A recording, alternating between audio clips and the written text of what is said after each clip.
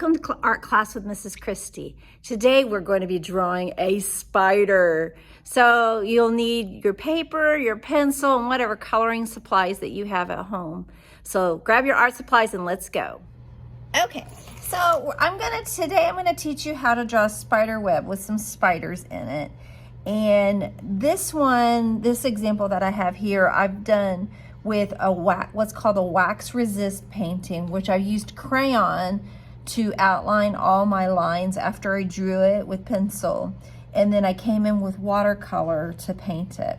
I'm just gonna show you the basic drawing. I'm not gonna show you how I painted it, but I'm gonna show you how to draw this, and then you can decide however you want to color it. Maybe you want to do a wax resist painting, so you just take crayon and you outline your lines in crayon and then you paint over it, and what happens is the crayon shows through. So like this black crayon showing through the paint.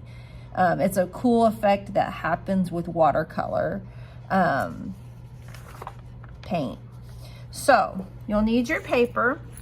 You'll probably need a straight edge or ruler, and you'll need a pencil or eraser. And here's my ruler. Okay, let me grab my ruler.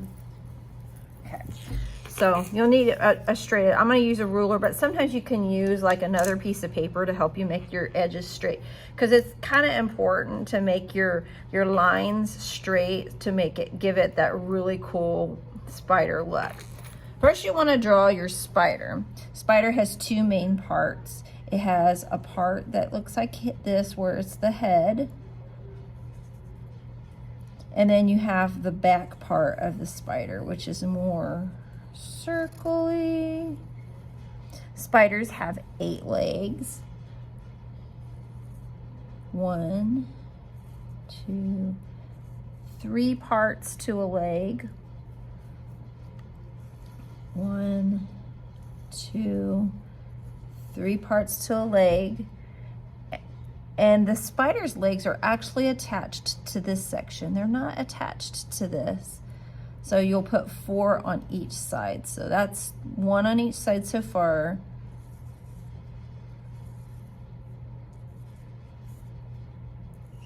Three. 1, 2, 3, and 1, 2, 3. Next, 1, 2, 3, 1, 2, 3, and 1, 2, 3. So there you got 4 legs, which it gives it a total of 8. And you can bend them and make them like this one. If you wanted to, you could get it to bend further out. If you want to make it like a black widow, you could put the black widows have like an hourglass on the back, and then this part is red. Okay, so making your spider web. It looks complicated, but it really is not. You'll find out where you want your center. It could be anywhere you want. I'm gonna put the center here. So you might wanna put a dot so you remember where that center is. You're gonna take your straight edge, and you're gonna start almost like you're going in a clock. You'll wanna spread these lines out.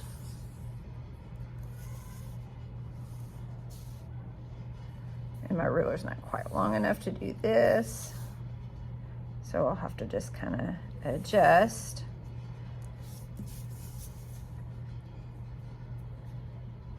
You don't want it too close together, but you don't want it too far away. When you get, ooh, a little piece of ribbon. When you get to the spider, make sure you don't draw over your spider, because you don't want lines going through your spider. That would be kind of not good, right? So when you're doing that, you're going to make sure you skip where the spider is. Ooh, I made a mistake. I thought I was on the line. See? So we'll just make it work.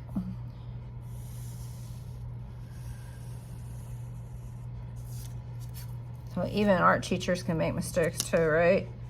And then we'll put a line here. So basically you do these little lines going around, kind of like a clock, like there's 12 and you're going around. The next thing you're going to do is you're going to start off from the center. You're going to come out just a little ways and you're going to make a curved line like you're drawing a circle. Okay, so it's going to be a circle, but instead of like a circle, these lines kind of loop in toward the center.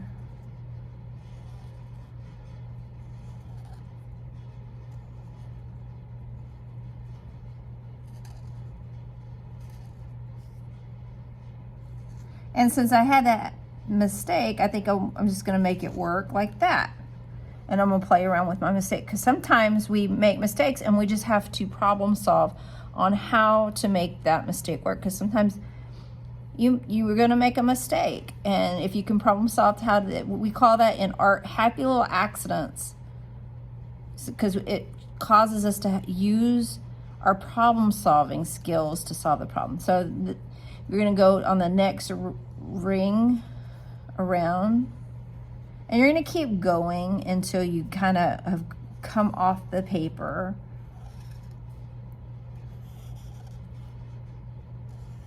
It's good to use all the space on the paper. And so I'm just going with it. And it's really not that big a deal that I did make a line right there, because I mean, that spider could have made that line there. Next, I'm doing another one.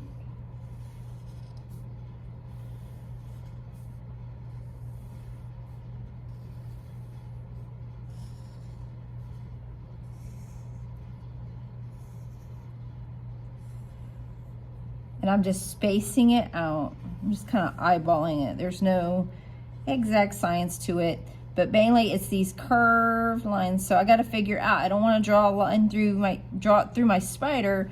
I'm going to imagine that the line right there, so I'm going to pretend that I went like that and the line actually does that, right?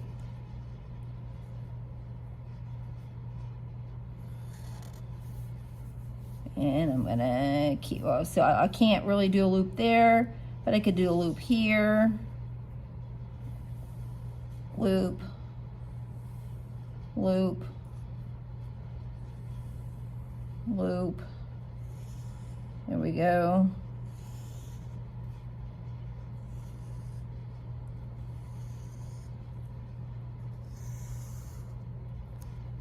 Don't want to draw through the spider, right? So I have to pretend.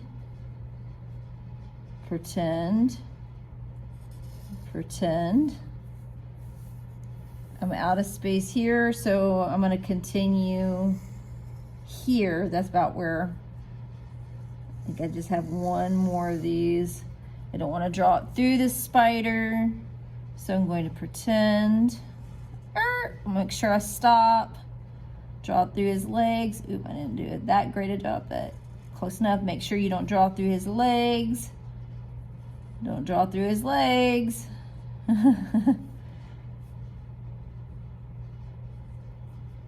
And I could probably get, yeah, maybe one more right here. And there you go. You have it. You have a spider web. And the cool thing about this is if you don't like it horizontal, you could do it vertical, and you could have vertical. If you want more than one spider, you can have more than one spider. That's what I did on this one. I had more than one spider on here, and I just have fun with this. Spider webs are kind of fun to draw, and they're very, very cool once you get that technique down of just kind of thinking of it as a clock. So thanks for coming. I enjoy.